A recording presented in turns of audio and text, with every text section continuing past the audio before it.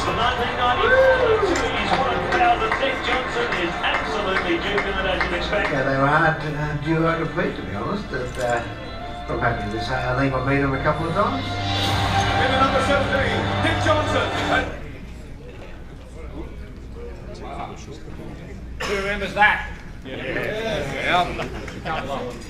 That was the halcyon days of DJR and arguably Australia's greatest driver combination team pairing.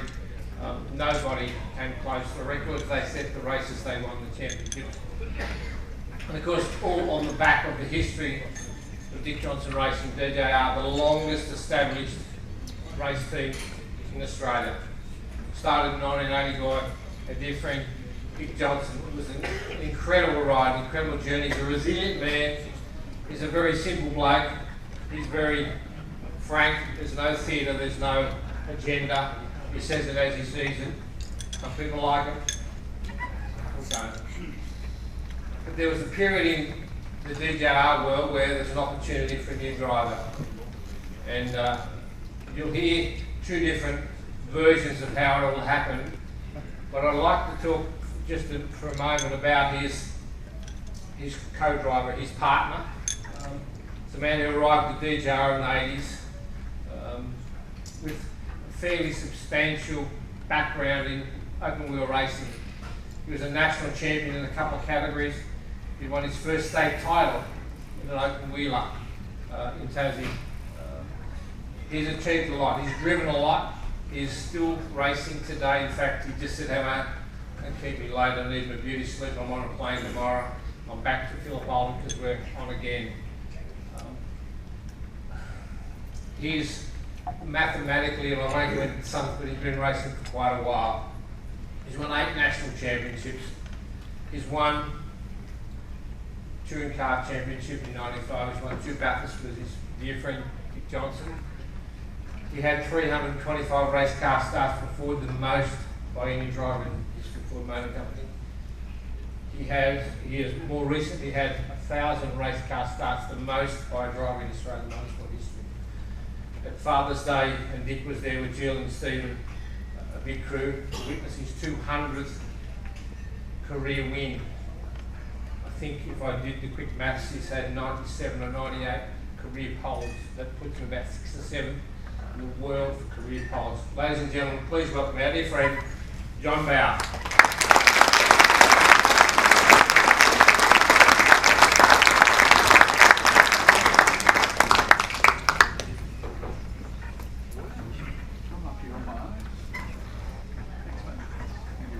Hello.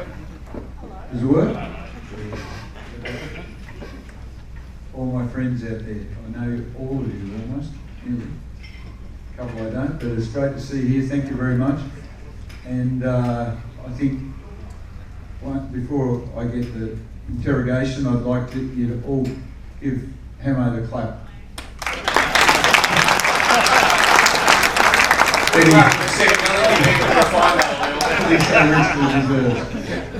Yeah, there was a period maybe, but not now. I'm all good. Thanks for that. Careful what you wish for, I say.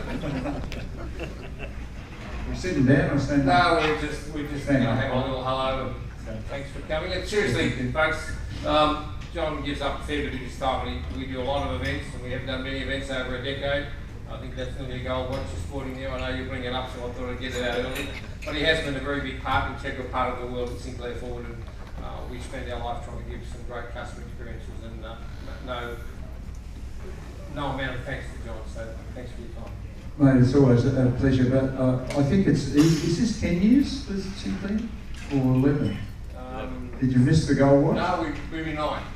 Could be 9, wouldn't it? I think it's 10. Was 9, maybe 8. I think it's 10 anyway, but it was, way back when, FPV were very strong in the market, and Hamo asked me to come and join his team to make it special for, or different for his owners, and it's been a fantastic journey, to be honest. We've done some terrific things. We're going to do some great things going forward with Falcon owners and Mustang owners, but this new Mustang experience is such a an amazing thing. It's like it's sweeping the country, so I'm really pleased to be involved with it and to be involved with my friends, which is, you know, all the Sinclair people. That deserves a clap. Come on.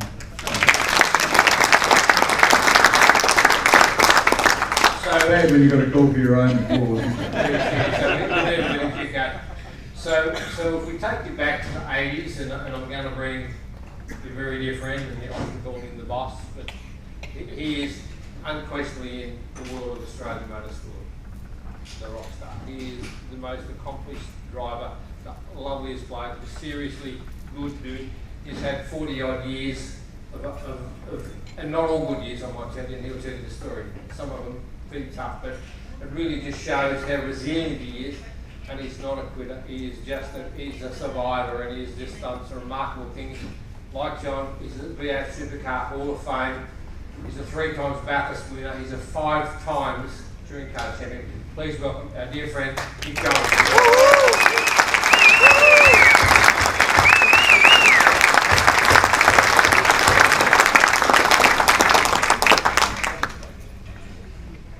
He brings his own drink. I didn't get one. So we know how the order is. So you take that and you shuffle that way, because Okay. that's how it works. Right, good. Shall we sit? We should sit, Thank because you. we're in our little lounge room at home and just amongst friends. Good. So feel free, and Dick, welcome to our world.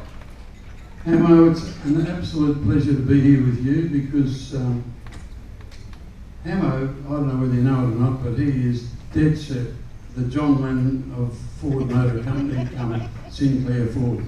Do you reckon, could you say that? And I just want to quickly check if John Cooper is watching and listening. By the way, can you say that loud?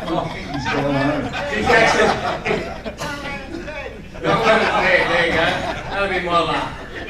Well, that's what Hamo's all about though, and I think you'll find that it doesn't matter where you go or what you do. I think the first port of call is probably the most important.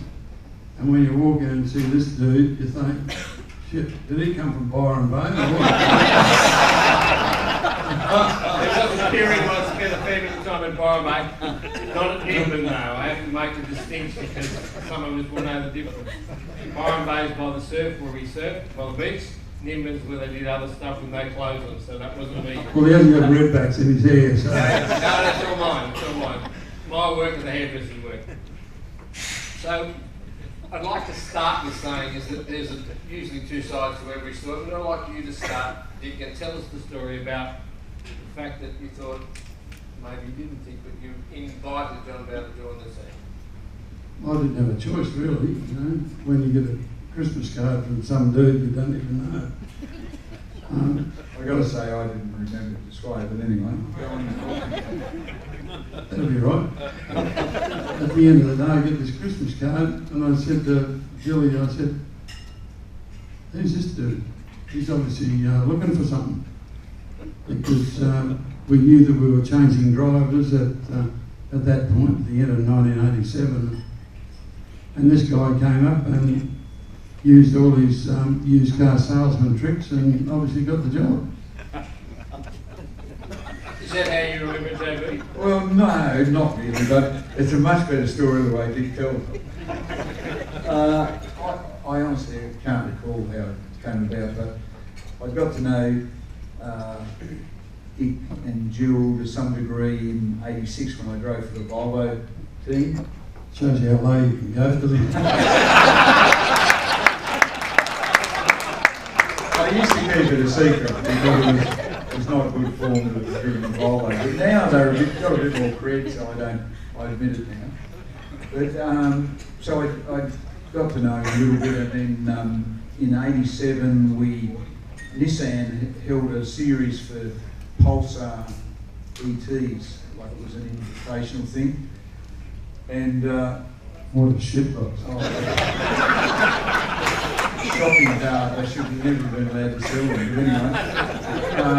And Jill used to have like a briefcase before electronic time, and she could time the whole field. So after practice, you only got to practice in the morning on Saturday morning.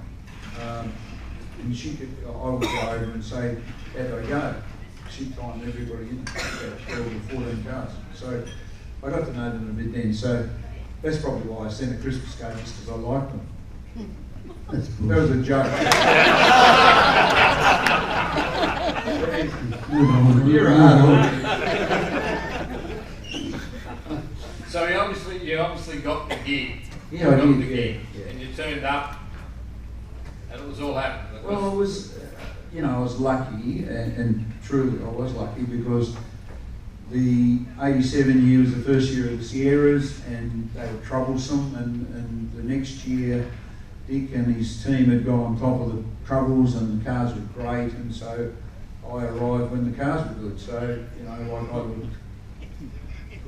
Well, actually, Relatively speaking, I looked good. So 87 was a really difficult year because it was a changeover from when we had the Mustang and we went to the Sierra, which was just the RS Cosworth. And poor old RS Cosworth had this pitty little turbo one you'd put on a generator or something. and we're supposed to go racing, and to try and get some grunt out of these things, you really had to sort of put a fair bit of boost in them, and these turbos couldn't handle it, and hence we had a few wins, but at the end of the day we were waiting for what Ford was bringing out, which was the RS 500, and that was an absolute weapon. It was a great car. I'll let him tell you the rest. but I mean, everybody else in the field almost, other than say the Perkins Holmes, were RS 500s. So Dick's cars were better than everyone else's, no question about that. So for that year, 88, 89, we shared a technical advantage. I mean, I was fortunate enough to be there while all this was going on. And it's no different than any category. I mean, you look at Formula One now, it's Mercedes domination, and we essentially had that. So it was really a terrific time, but it got harder after that, and we went through many ups and downs, but still a great experience. But to get to the part where he actually drives the car, there's a lot of work goes into that, I can assure you. And What do you say? well, I went to England with my wife, and because the only way we could get anything for the Sierra was to go through certain people over there. And as it turns out, the guy that was basically the one that handled most of the parts, or had all the good parts, was a guy by the name of Andy Rouse. And he was one of these sort of blokes that wouldn't give us what we wanted. I asked him, he'd charge you like $4,000. You'd have to send your chip back over, and he's $4,000 later, and you've got another chip that gives you another 5 horsepower. Well, that certainly wasn't good enough for us, so I went over there and I sat in his office with my wife, and I said, well mate, what I'd like to do, we spent a lot of money with you, and I'd really like to sort of get the cars going faster, but the biggest restriction we had was the fact that he had the controlling module, the computer, that you could do your own mapping in the car, on the engine. And I said, mate, we need to buy the bits off you and we'll do our stuff over home. And he said, well, I'm not going to sell it to you. Well, for me, being this little pale-faced pom, What did you say? With curly hair. I said, well, you know what you can do with your device, you can stick it where the sun don't shine. And I walked out, and then I said to my wife, we're in the shit here. Because I haven't got a plan B. Still thinking of it. But, well, as it turned out, I met this guy through another guy who used to buy some parts off, who used to do the rally cars for Ford Motorsport in the UK, and his name was Graham Jones, Graham Dale Jones. And he said, look, we use a Bosch system on our cars, so I'll show you how to use that, and you can use this thing. And I thought, we're in, baby, we're right on it. So he came back from doing the Pikes Peak thing in America, where he had a twin turbo DFV Cosworth thing, and he stopped in Australia, showed us how to work the operation, or vaguely, and one of my guys there was a Neil Lowe, I mean.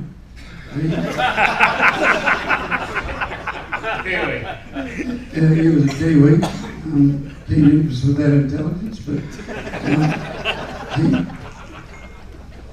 but we got this thing working pretty good. It was an old 1.1 or 1.2, 1.2 Bosch system, which was fairly archaic, and the moment you got a little bit of humidity or anything, the thing would go dreadful. So, but as it turned out, we got it sussed pretty well, and we ended up going to the 1.7, and in the Bosch system, we're the only ones that weren't on an Autronic system or what was the other thing, Motec, which were very early days of Motec, I think. Zytec, and it was bloody terrible. We got the thing sorted, and we really made some headway. Because I said to my wife when we walked out of there, I don't know where we're going, but that guy's not a very nice person. I'm sure you might have did something other. But Dick, in the end, you almost beat them at their own game, because when you got the serious field, you went back to Silverstone and you said, take a look at this. Well, we turned up there, we flew the car over with one pallet with tyres and one pallet with spare parts. And we went to Silverstone, where JB and I were sort of just driving around practicing, and unbeknownst to us, although we noticed some dude over the other side of the circuit who had a little tent over what he was doing, and he was sitting there from the Eggenberger team, timing every single lap that we did. Eggenberger was the factory Ford race team in Europe at the time, so he's a pretty big deal. It was a real big deal, you know, between him and a couple of the other locals, that Andy Wanker Rouse. He's obviously a He never forgets anything, you might know. Once they're down there, they won't get up. I'd say the same thing in front of the low side. We got to a point where we were going half a ride. We didn't know how the hell we were going, because we'd never raced there before, and it was the old Silverstone, the really good, Really fast one, yeah. awesome track. And anyway, comes qualifying, where JB and I were on pole by over a second or something, so it was like taking coal to Newcastle. From that point on, and still to this day, they still talk about, you know, the times that we went over there and showed the Poms what we can do. So JB, I remember seeing a photo head on at Silverstone, back down the straight, and I can see the Sierra in the foreground, and I'll seriously be football fields between you and the car behind, and that was lap one. It was the old Silverstone was really quick, and the hanger straight was long and fast. They had a corner onto the straight that was probably 190 to 200 kilometres an hour, and then the top speed was not far short of Bathurst, and they had rolling starts in those European races, and when Dick came past, I thought everyone else must have crashed. He was so far in front of me. It was quite a, I mean, I was a newcomer to it, and I was, doing my thing, doing my best, and being a supporting role, but it was pretty amazing. And this was the old system, not the latest. Eggenberger had all the new Bosch stuff, 1.7, MP 1.7, which was developed on the tag turbos in Formula One, and we still had the old stuff, so it was pretty amazing. And I don't think they ever really got on top of us. He came out to Bathurst a few times. Rudy Eggenberger himself with his drivers and driving Alan Moffat's ANZ car, but they never really beat us. Well, mate, one of the, and you'll remember this, was at Adelaide International Raceway. It was so funny. Poor old Moff's there with his ANZ Sierra. But he just brought off Eggenberger. Yeah, paid a squillion for it. And it's probably about, I don't know, about lap 12 or 15. and JB and I, who were first and second, We lapped him. we went past him like he was stopped. I think it made him retire, honestly. Because that's about when he retired. Made his eyeball knock the lenses out of his glass. You won't read that in his memoirs. Now that you mentioned Adelaide, and I just reminded me of a story you've told. You're racing in Adelaide, and you thought you're going to have a couple of quiet minutes with your dear friend Peter Brock, and you were sitting at the bar having a drink. Tell the story. Well, we're celebrating the 10th death anniversary of Brock, would you believe? I cannot believe that. Why would you want to celebrate something like that? Anyway, we're at this nightclub after the race at Adelaide Raceway, and this guy, who was the owner of the establishment, was sitting with his back to the door, and Brock and I were sitting there. This is when Brock used to drink, having a beer. Before he discovered the lettuce leaves and the Yeah, bowl. exactly. And 2 tea bags. Anyway, we're sitting there and we see this group come to the front door to get in to this nightclub, which was an upmarket joint. We don't go to the happy ending ones or anything like that. Not now. Anyway, this guy and his entourage were at the front door, and they had leather jackets and leather pants on. And the bouncer said, "Mate, you can't come in here." And he said, "You better leave." Brock and I are sitting there with our mouths open, and we said to the owner, we said, "Mate, do you know who your bouncers threw out of here?" He said, "No, who?" I said, "It was Billy Joel." So he took off down the road to get him, and Billy Joel obviously told him to get stuck. So if I take you back, and I did read this stat back in Auto Action. It'll be a lie. Well, but I did read it, and I think there's some credibility or credence to it. And it talked about the dominance of the Sierra in 88, 89, and I think they calculated the laps for a season, and I think if I just pick the number, it was 408 laps for the whole entire season, and the Sierras led for like 430 laps and won most of the races. That was an indication, I guess, of how good these guys were, the work that Dick and the team had done. Yeah, it was a pretty special thing, but like any business or motor racing or whatever you do, you're only ever as good as the people you got around you. And we had a lot of good people around us, and both JB and I were probably at the peak of our performance, sort of thing. That was when he was only 17. I was thinking then, I thought I was still on the rise. But Yeah, well, because he's now only 18. But it was just one of those things where we were a really good team of people. The cars we had sorted very well, and we had fantastic sponsors in Shell, and almost unbroken. Shell have been one of my sponsors since 1967. So, and Can I ask you how many people you had working for you back then? Because I never counted, I didn't notice, to be honest. So. well, back in the early 80s, there was Roy and myself, and that was the team.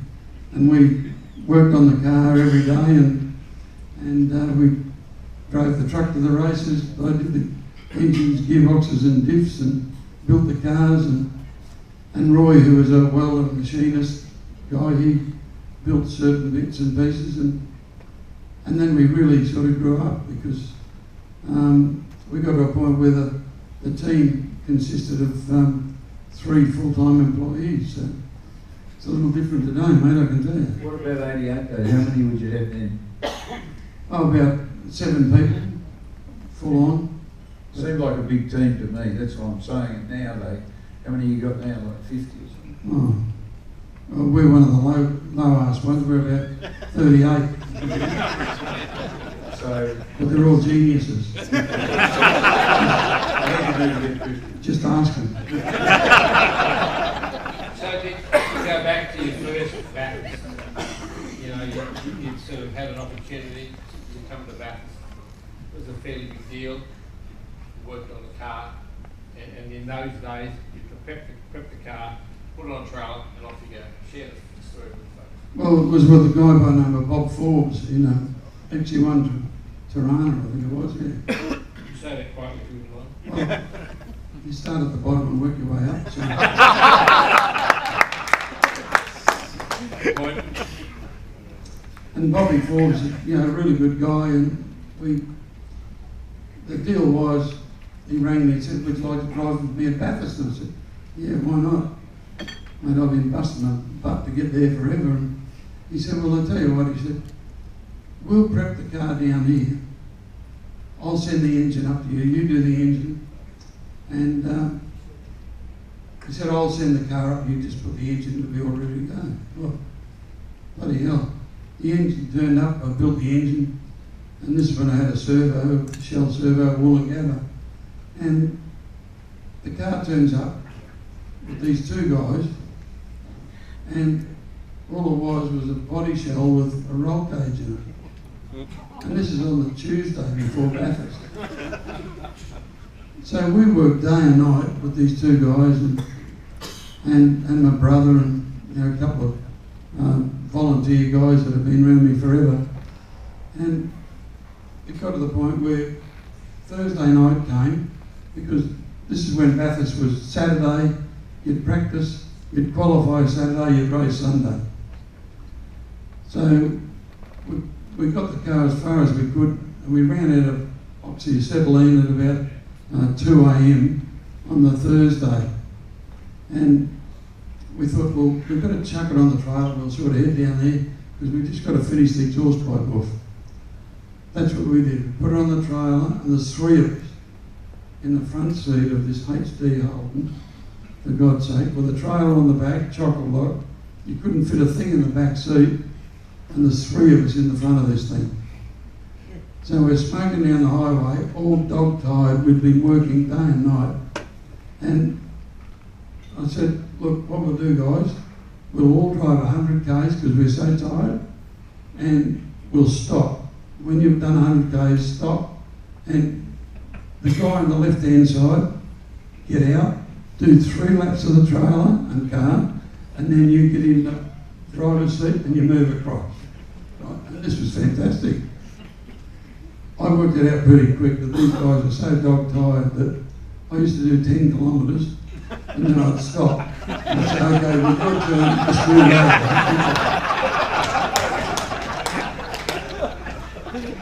We did the exhaust at Orange, the Shell servo in Orange, and went on into Bathurst, and we come 5th outright. So it was a bit of humour, but hard work. What was that, 73? 73, mate. So JB, your first foray at Bathurst was in a Bowe. So So Dick always insisted that you had some help, some assistance. I mean, this car was it was Volvo factory built these cars, so they were pretty clever. It was when Group A was in Europe quite strong. So Group A started in Europe in 1984, and this was 1986. So Volvo had been at the forefront, Volvo and Jaguar basically with Walkinshaw's cars. It was bent as a $3 note, most of them. So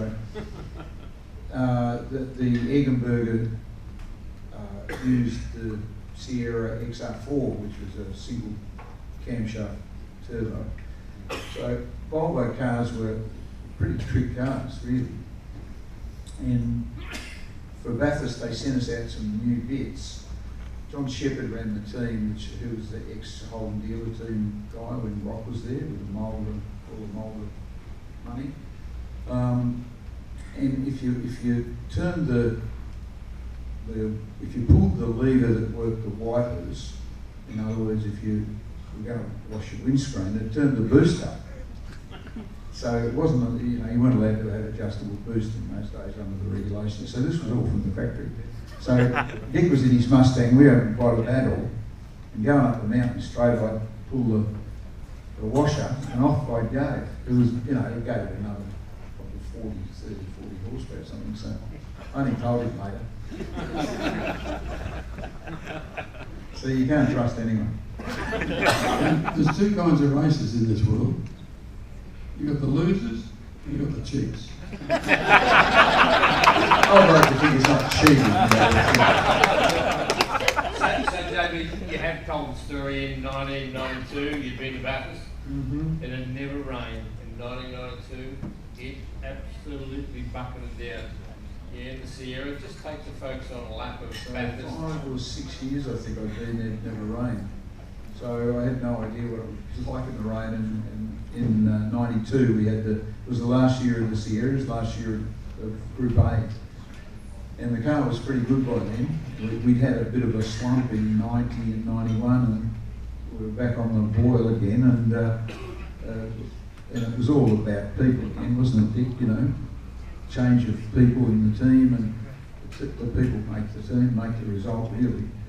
And it was raining in the race, and it was long before heated windscreens and all that stuff. And so the windscreen used to fog up because the turbo heated and the exhaust system heated the floor up so much you couldn't see. So it'd steam up, and I used to undo my belt, not undo them, but loosen them off, going up Mountain Straight. I'd get my hanky out of my pocket, I'd lean forward, wipe a little hole in the screen so I could see. It's the most stupid thing I've ever done in my life. It was frightening. He is Tasmanian. It's the only time my whole life of racing, which is a long time, where I thought, what am I doing here? You know, it was just madness. And it didn't, as soon as you wipe a little hole, you'd get around a couple of corners, it would steam up again. But in the end, we, you know, through being smart, sometimes careful, some good strategy stuff, we were in a really good place to win the race. It was on wet tyres, it was raining again, about to really bucket down, and we... Nothing. I watched everyone's eyes just fly over the drink. Excuse me, folks, would you like that for a drink? Is everyone thirsty? Would you like that for a drink? No, I want a glass of water, thanks, because I'm a finely tuned athlete. They're looking at me. But anyway, so towards the end of the race, Dick had stopped, put wet tyres on, it was starting to spit. But it was about to bucket down, which it does at Bathurst. Sometimes it's raining at the bottom of the hill, not the top, and other times it's the other way.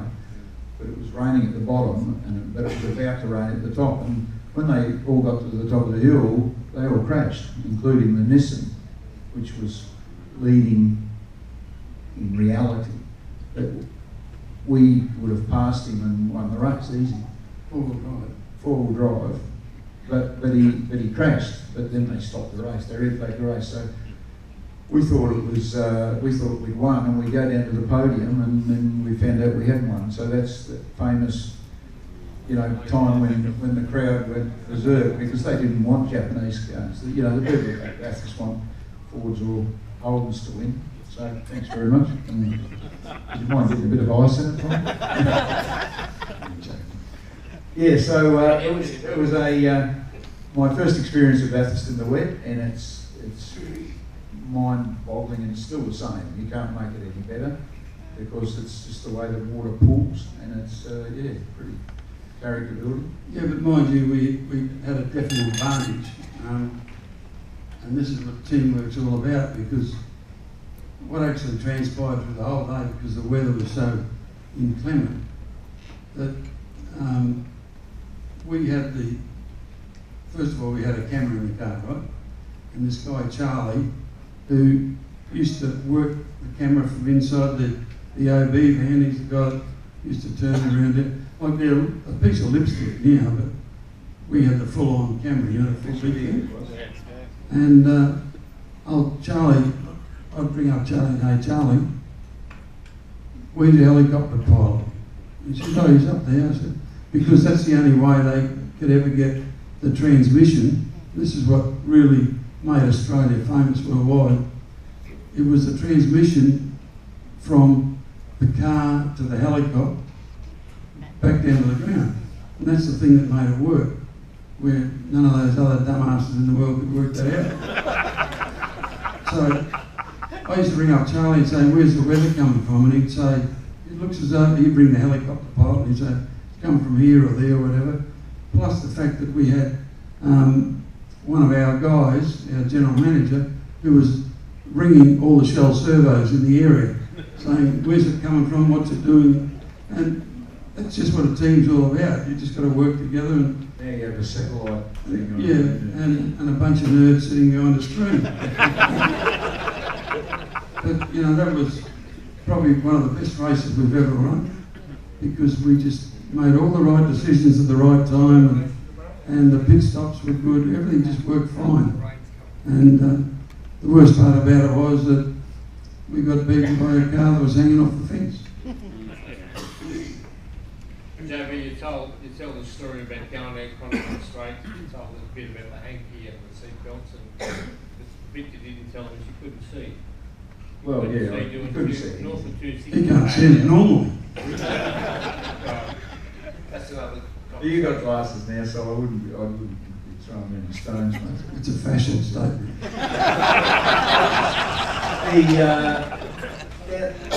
Three times during the race I ran into the back of other people because they just came out of the mist.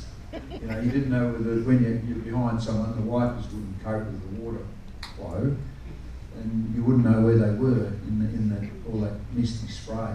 And you know, I ran into the back of cars, not hard, but 3 times during that race.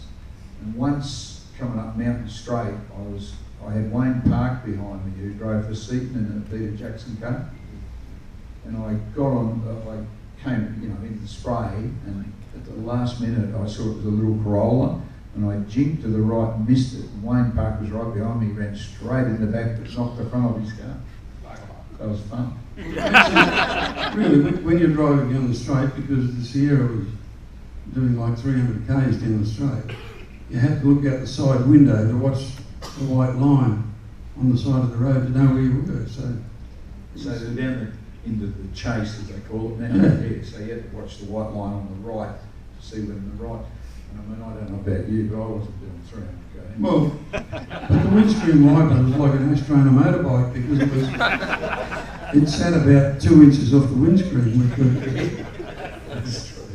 Yeah, ridiculous. Anyway, let's get on some happier times. 94 was also a good year. 94 was the year where you brought it home again.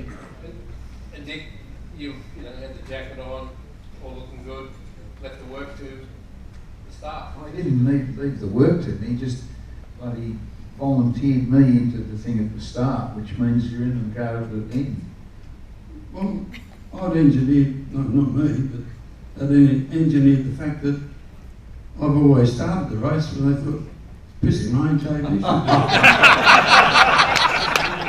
I knew this was going to happen, but I went to hide after we we had breakfast at the track, because in those days the teams that were regulars had compounds, and you had a shed with catering and all that stuff in there. And after breakfast I disappeared. I thought, I know what's going to happen here, because it was really wet.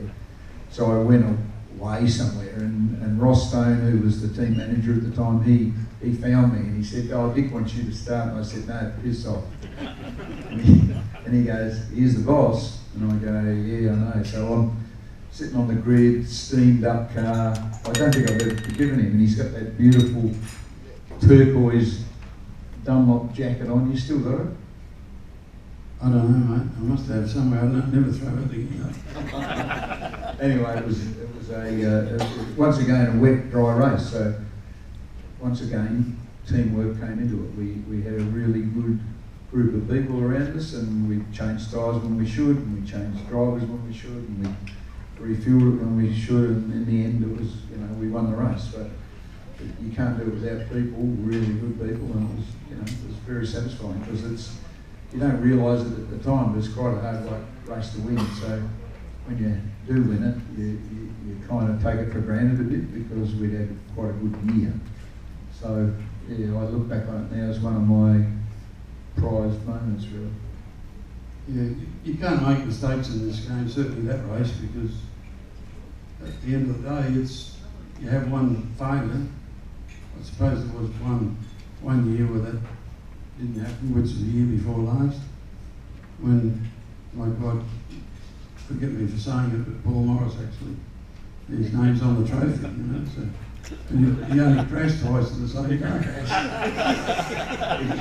He crashed twice and they still won. I don't know how they did that. I still haven't figured it out. I had a question I was going to ask you, a really good one. Go on, mate. Would be something to say that when you look at that era, and that's the era most of us here remember, but you know, we push the fast forward button we are today. It's a very different game today. You're still heavily involved, obviously, with DJR Team Penske, so we lost something as it's changed, but it's business today. It's business when back in the day it was racing. Look, you know, it doesn't matter what era it's from. If you don't accept change, you'll die in the vine, and we just have to accept the change and deal with the best way we possibly can. But you know, this day or these days, the cars are different, the drivers are different, the teams are different, the expectations are different, and we've got to do this now with a lot less money than we had going back when. But the drivers are totally different, let me tell you. Even though JB was a Tasmanian, that's one of those situations that he can't get over. What's wrong with that? Wow! Absolutely not. They actually invented toothpaste. If it had been invented anywhere else, they would have called it teeth paste.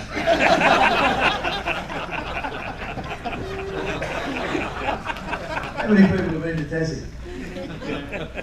It's a fantastic place. Yeah, it But is. don't go there in winter. Actually, nice in winter. I've been there one day. So, JB, your take on the current, you know, we've just moved dynamically for 20, 30 years. Yeah. And I say that quietly because people do that.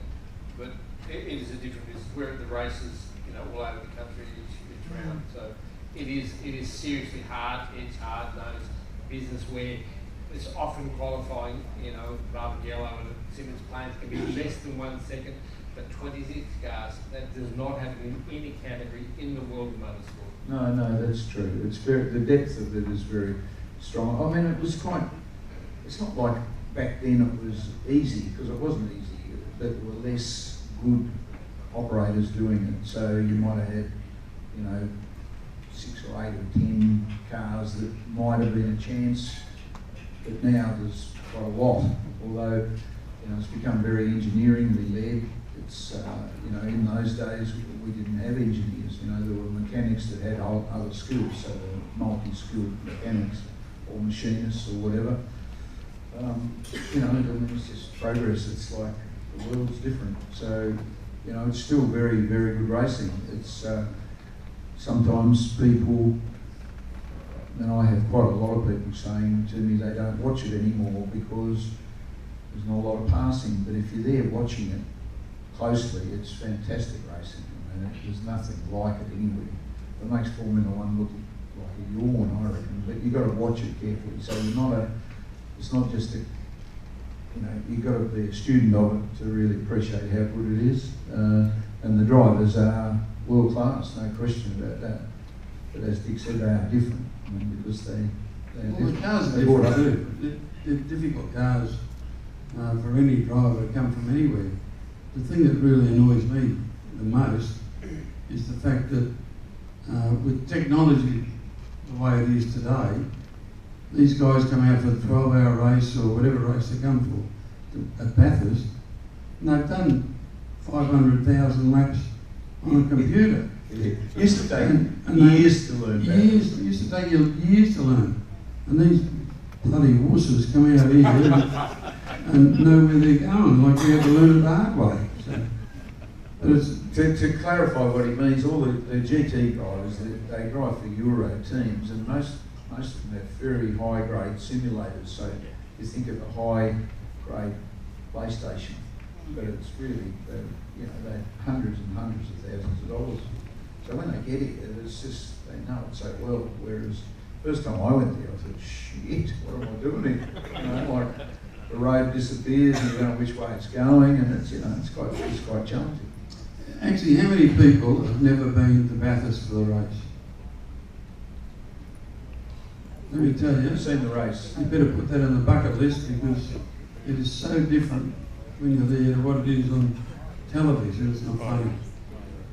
It's just, it's a very difficult racetrack, and the speeds of the cars are quite phenomenal. And it's difficult to win. Yeah. Even now it's difficult. It was always difficult to win, and it's just as difficult to win now. It's become different in terms of strategy to a large degree, but it's still very difficult to win. Well, also at the end of the day, you'll have to look at the cars today. They don't break; they keep going. You don't have to look after anything. You've got a bunch of propeller heads sitting back in the pits telling you how to drive. That's you, Bernie. I just thought I'd point that out. And you know, the guy, they tell them exactly how to drive it and do this and do that. You know, it's really very much a change game. So, but you've got to accept change and deal with it. It's engineeringly led. That's what it is. It is engineeringly led. The cars are designed and run by engineers who are very clever people. Because we're in a very closed environment, the door's closed. Dick, to you, the toughest competitor that you race, the person you admire most, followed by the bloke that you don't race, if you can. Well, obviously, you know, Brock would have to be one of the toughest guys we ever raced, but at the end of the day, when you got, the first thing you got to do is beat your teammate, and he was a teammate with me for 11 years, even to the point where he even brake tested me. You know, I did not.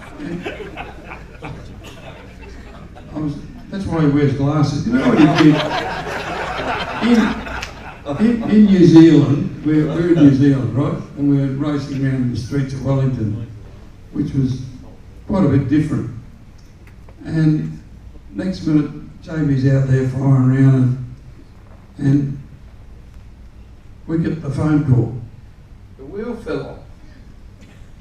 Let me finish this one. And he had a mechanical problem. Okay? Yeah, the wheel fell off. Whatever happened, but he hit, I'm not blaming you for hitting the wall, but he crunches into the wall. Next minute he rings up and said, "Get the ambulance out here quick." He said, "I'm going blind." Oh, Jesus, we're running in a panic.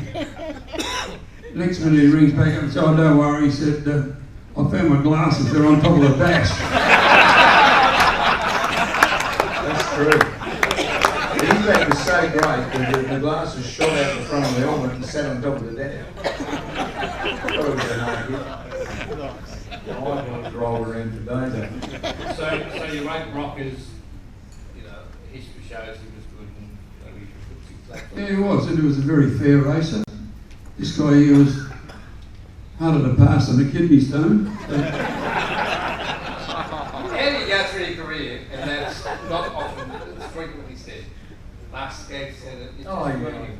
no. I Dick started it though. He said hard to pass, and so everyone's taken it on as So it's ridiculous. it's a Dickism, yes. Yeah, I know. I mean, I am. If I want to be hard to pass, I'm hard to pass. You know, it depends who it was, and I hated Peter Brock passed me, so I never let him go there. And when he was in front of me, I used to bump him up the arse all the time. And he had this uncanny.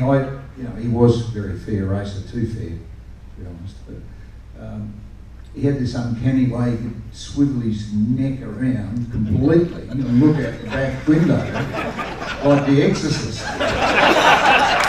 With his big black eyes, and then you'd be bumping him in the back bumper bar, and he'd be looking at you. I don't know how the hell he knew where he was going. But he didn't brake test you, did he? No, he didn't. I would have brake tested him if he had done it for me.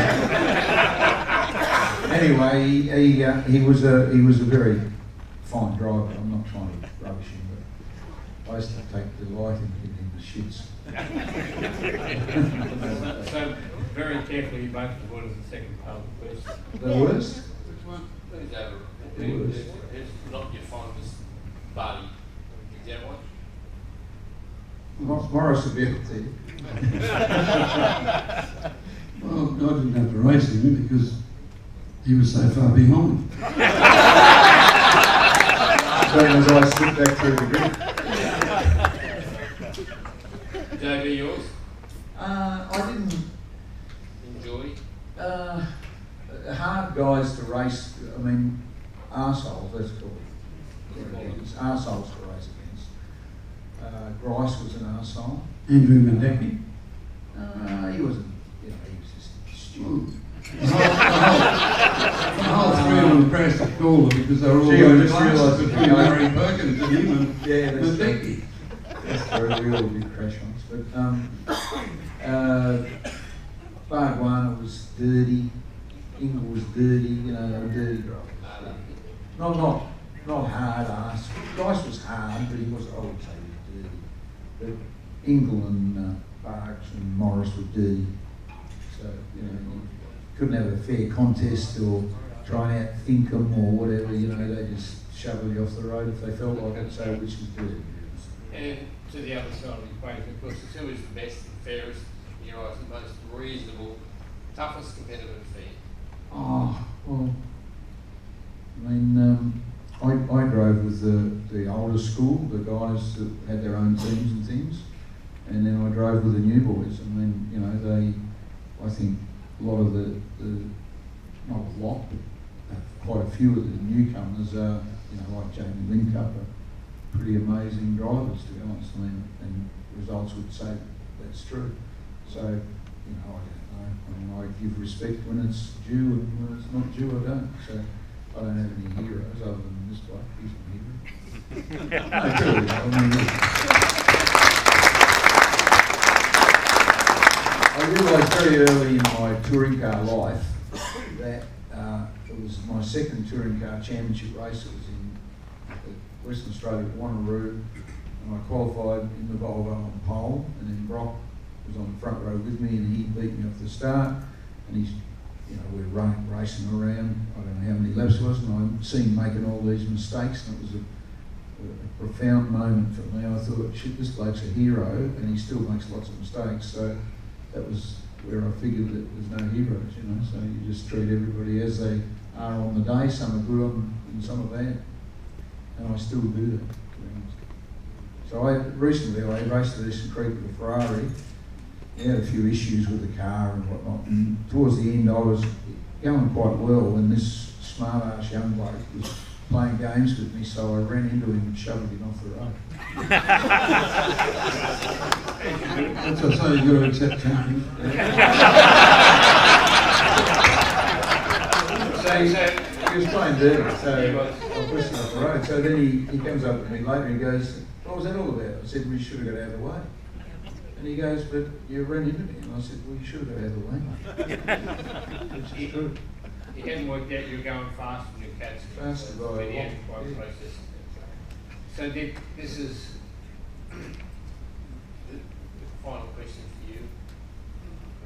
And whilst your life has been consumed with racing, and been at it for a long, long time, the bit that probably doesn't get public domain is your involvement and support and your love of your family, and you've got 2 kids, you're a grandfather to a couple of beautiful kids, these kids, and you've got a story to share with us. I think you said, oh, fuck it. I'm not sure, but I think I'm correct. Look, you know, we've always been in our team because I think it's good for the people that you've got working with you and things like that. It's always been a really family environment where everyone gets included, and it's, if you've got a bad apple in the team, you've got to get rid of them. Doesn't matter how good they are, you've got to piss them off because, you know, they can just undermine the whole thing. But, you know, we've had a few of them over the years, and to be quite honest, like, as you go through life, and I've had a fair bit of it, you end up, you know, with the generations changing and so on and so forth, I end up with, you know, a couple of grandkids, and for those who haven't got them yet, let me tell you, it'll be the best time of your life. And the reason that I say this is because when you're young and you're building your own career and you miss your own kids growing up, you don't know what's going on, you miss a lot of the good stuff. But I've been fortunate enough to be able to sort of experience the really good stuff that I missed out on when, you know, in the late 70s, early 80s, right through the 90s, that I didn't get with our own kids. And my grandson, Jet, he's come up with a couple of clangers, I can tell you.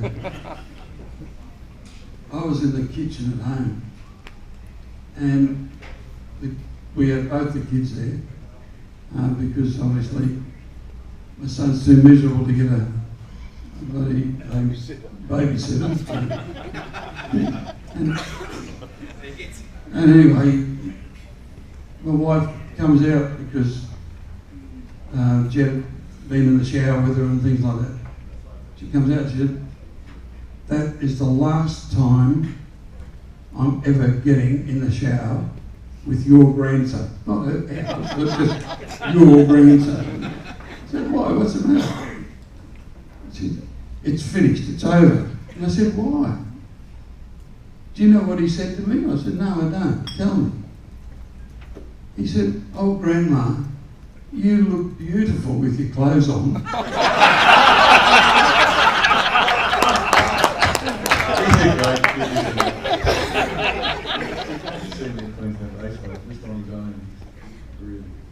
He's certainly learning because he went to Queensland Raceway. I was in Melbourne, and he goes up to our merchandise things, and him and his mate gets a shirt and a cap and says, "Oh, just put it on Grandpa's account." He's learned well. There is a final story, Dick, and that is the kids were over on the weekend, and he came this week. Yep, he certainly did. We live in a complex which is you know, a couple of hundred units and all that sort of stuff. There's about 4 swimming pools and all the fruit that goes with it. Anyway, this is when he was about 2.5, because Lacey had just been born, the girl. And I've got him in the pool, and he's in the pool with me, and he said, "Oh, Grandpa," he said, "I've got to do a poo." I said, "Don't do it here, mate. Whatever you do." So I took him out of the pool, took him to the bathroom, and he did what he had to do, and I said, "Okay, mate, well, jump off, bend over, and I'll clean you up." And he looked at me with the most serious face you have ever seen. He said, "But Grandpa, that was a clean snap."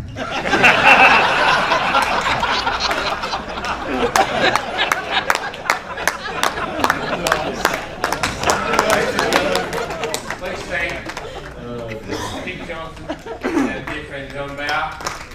Thank you.